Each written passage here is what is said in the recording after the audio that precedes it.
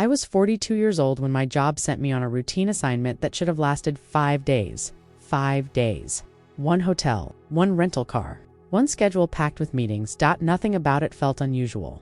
I had traveled for work dozens of times before. Different cities, different conference rooms, different versions of the same conversations. I believed I knew exactly who I was. I believed I knew the life I had built. And I believed very confidently that nothing significant could still surprise me.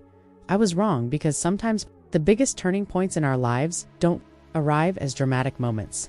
They arrive quietly, professionally, with an emailed itinerary and a boarding pass. And by the time you realize everything has changed, you're already standing in a life you never planned for. Before that trip, my life was stable in the way adulthood often is. Not exciting, not tragic, just established. I worked as a regional operations director for a national consulting firm based in the US. My role involved auditing branch performance, restructuring underperforming teams, and reporting directly to senior leadership. It was the kind of job people respect. When you say the title out loud, it paid well. It looked impressive. It came with expectations. I had been with the company for nearly 14 years. I was known as dependable, measured, professional.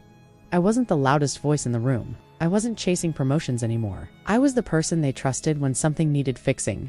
Quietly, at 42, I had reached that stage of life where ambition had softened into responsibility. I wasn't trying to prove myself. I was trying to maintain what I had built at home. Life followed predictable rhythms. I lived in a modest but well-kept townhouse. 2 cars in the driveway. A calendar full of obligations. By marriage was functional. That's the most honest word I can use. We weren't unhappy, but we weren't curious about each other anymore either. We shared logistics more than dreams, schedules more than conversations, responsibilities more than emotions. There were no major fights, no dramatic